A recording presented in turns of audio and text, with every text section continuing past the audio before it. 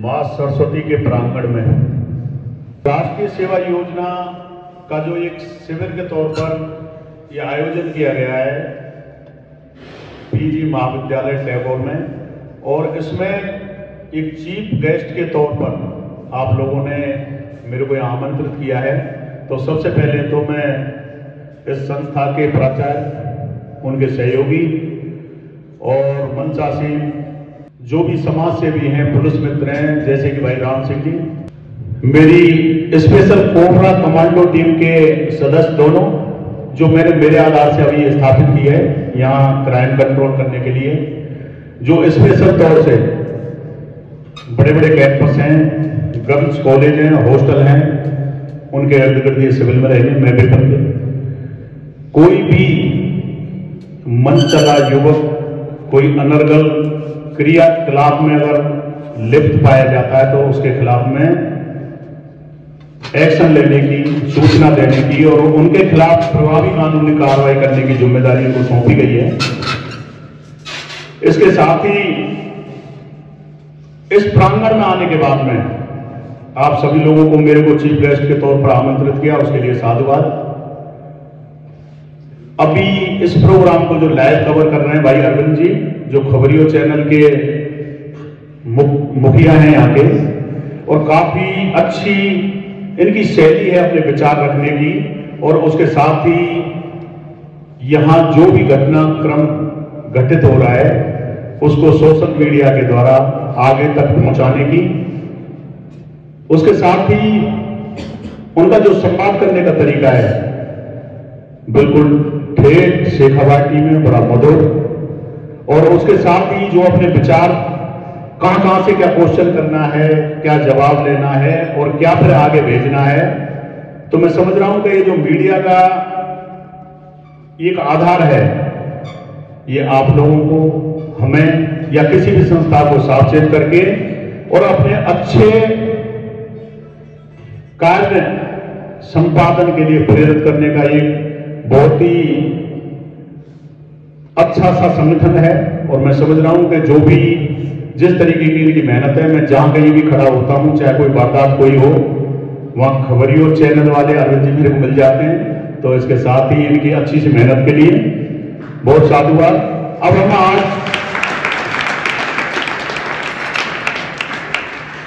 बहुत ही अच्छा अवसर है, मेरे सामने अभी गुरुजी बैठे हुए हैं, प्रिंसिपल साहब भी हैं, सहायक प्रिंसिपल हैं, प्यारे बच्चों। ये जो आयोजन है राष्ट्रीय सेवा योजना, इसी टॉपिक को मैच खाते हुए आज मैं जिस मिशन के लिए आया हूं आपके पास में, एक यातायात सुरक्षा, रोड सेफ्टी और यातायात के रूल्स और रेगुलेशंस। तो राष्ट्रीय सेवा योजना से मैच खाता हुआ जो मेरा विचार है, मैं सबसे पहले उससे ही मैं मेरी वाणी है उसको मैं शुरुआत करता हूं। राष्ट्रीय सेवा योजना, एक बार इसके थोड़ा सा गहराई में जानना पड़ेगा कि राष्ट्रीय सेवा योजना है क्या। हम भारत के नागरिक हैं सभी, और आप लोग जो मेरे सामने बैठे हो वो भारत देश के कर्णधार हो, भारत का भविष्य हो। भारत को आपसे बहुत ज्यादा उम्मीदें हैं। आप ही वो लोग हो जो शासन चलाओगे, देश की सुरक्षा करोगे, देश की अर्थव्यवस्था को भी सुधारोगे। साथ ही मैं जो कहना चाह रहा हूं वो एक बार गौर से सुने कि राष्ट्रीय सेवा योजना के तहत मानवता,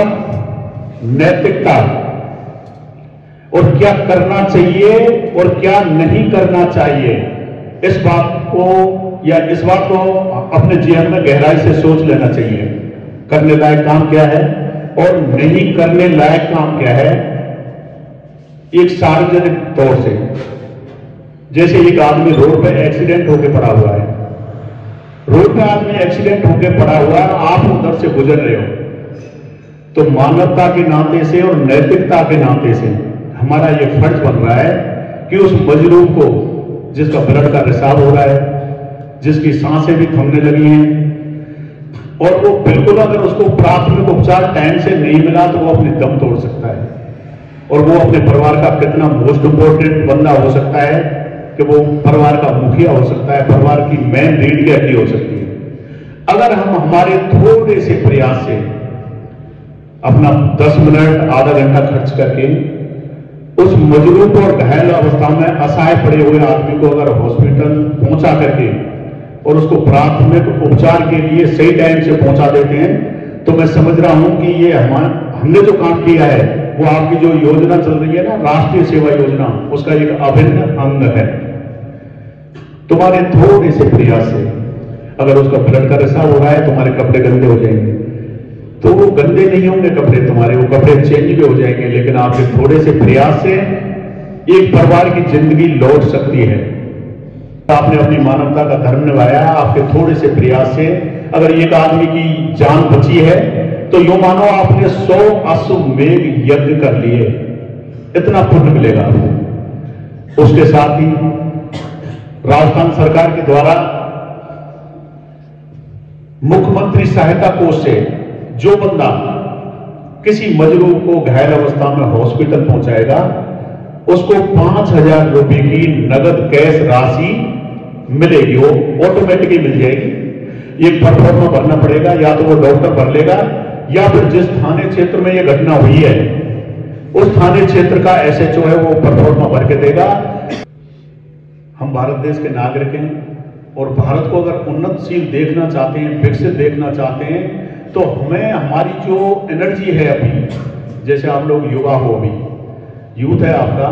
घर वालों ने अच्छी सी परवरिश करके शाला में भेजा है, बीएड करा रहे हैं, आपको एजुकेशन दिला रहे हैं, वो कितना संघर्ष कर रहे हैं। देखो, आपकी परवरिश के लिए अपने जिले से पलायन करके बाहर रह रहे हैं, दिन भर कोई दिहाड़ी मजदूरी कर रहा है, कोई अपने भैंसों का दूध निकाल के बेच के उसके पैसों की जो पूंजी है आपके ट्यूशन पर, आपके लिबास पर, आपकी व्यवस्था पर खर्च कर रहा है। बड़ी उम्मीदें हैं आप लोगों से उन माँ बाप को। अक्सर मैंने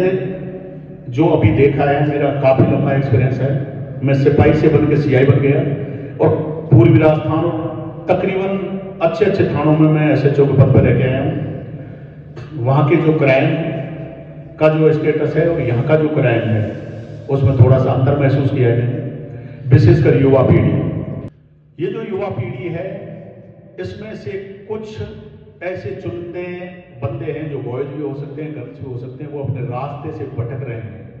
अपने मेन एम से भटक रहे हैं। वो लोग घर वाले उनको सुरक्षित तरीके से अच्छी सी फैसिलिटी के साथ में शाला में भेज रहे हैं, एजुकेशन के लिए भेज रहे हैं, और वो बच्चे अपनी दूषित संगति के कारण, उनकी फ्रेंड सर्किल इस तरीके की है कि वो एक सफिशिएंट भारत के नागरिक होने के लायक नहीं है, वो क्राइम में लिप्त हैं, नशे के आदी हैं, या फिर अपने चारित्रिक कोई न कोई कमी है उनमें। माँ बाप बड़े खुश होते हैं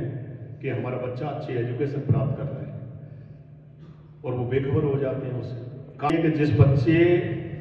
को हमने अच्छी परवरिश देके बढ़िया पढ़ाई करके हम बुढ़ापे की लकड़ी समझ रहे हैं, वो या तो कोई गैंगस्टर बनना चाह रहा है, या फिर कोई किस तरीके से वो अपनी जो रूटीन की जिंदगी है, एक अच्छे टास्क की जिंदगी है, उससे भटक करके और जिंदगी की जो रंगीनियां हैं उनमें खो करके अपने कैरियर को, अपने परिवार की गरिमा को खत्म कर रहा है। इस मंच के मार्फत आप लोगों से आगाह करना चाह रहा हूं, अनुरोध करना चाह रहा हूं, निवेदन करना चाह रहा हूं, आप बुढ़ापे के सहारे हो अपने माँ बाप के, जिस उम्मीद से आपको परवरिश दी है घर वालों ने, उस पर खरे उतरे। कोई भी किसी भी तरीके का क्राइम, ये दुनिया की चकाचौंध रंगीनियां, ये क्षणिक हैं, ये कभी भी आपको सक्सेस नहीं होने देंगी। आपके कैरियर का जो एक पड़ाव है जहां आप सफल होकर के अपने माँ बाप फख्र कर सकें और आप अपनी जिंदगी को स्मूथ कर सको, उस पड़ाव तक नहीं पहुंचने देंगे। 1 महीने में 3 बच्चियों की गुमशुदगी, अपहरण के मुकदमे। मैं समझ रहा हूं कि कहीं न कहीं हमारी जो कल्चर है उसमें कमियां हैं। एक अच्छे से संरक्षक का कर्तव्य है कि अपने बेटे की अच्छे से ढंग से देखभाल करना। एंड्रॉइड फोन रख रहे हैं बच्चे, कहाँ किससे बात कर रहे हैं, क्या मैसेज छोड़ रहे हैं, किन के मैसेज आ रहे हैं, इंस्टाग्राम पे क्या बात हो रही है, व्हाट्सएप पे, फेसबुक पे क्या चैटिंग हो रही है, उनका भी फर्ज बन रहा है। साथ ही आप लोग जो किशोरावस्था की भटकने वाली उम्र है, उससे सावचेत होकर के अपने कैरियर को बनाएं। ये क्षणिक जिंदगी, जो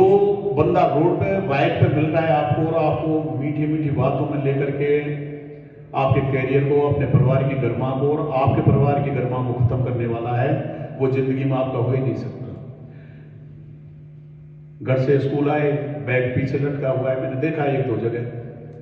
कहीं जीचा यहीं निकल रहे हो, ऐसे नहीं। हमारी जिम्मेदारी है,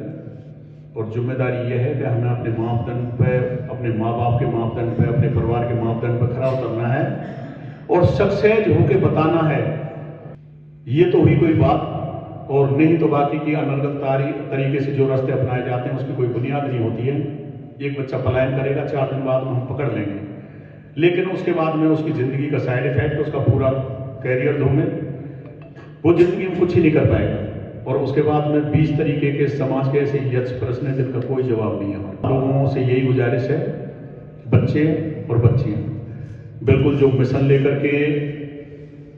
आप इस विद्यालय तक आते हो, या जो गुरुजी आपको बता रहे हैं, उनको अच्छे से ढंग से अपने अंतर्मन में बिठाएं और अपना कैरियर का उत्थान करें, बढ़िया बन के बताएं, जो 1000 और लाखों की भीड़ में दिखे। बच्ची बच्चा आज की तारीख में सफलता उसी को मिली है जिसने संघर्ष किया है। कोई दिक्कत नहीं, एक बार में अगर सफलता नहीं मिलती है कोई दिक्कत नहीं, लेकिन हर अंधेरी सुरंग का रास्ता उजाले में जाके निकलता है। आपको कमर कस लेनी है और अपने आप को स्थापित करने के लिए बहुत मेहनत करनी है, बहुत चरित्रवान बनना है, गुणवान बनना है। और ये जो टाइम चल रहा है, इसका 1 मिनट भी आपको अनर्गल तरीके से वेस्ट नहीं करना है, जब आप अपने आप को आप स्थापित कर पाओगे। इस तेजी से भागते हुए जमाने की दौड़ में शरीक होने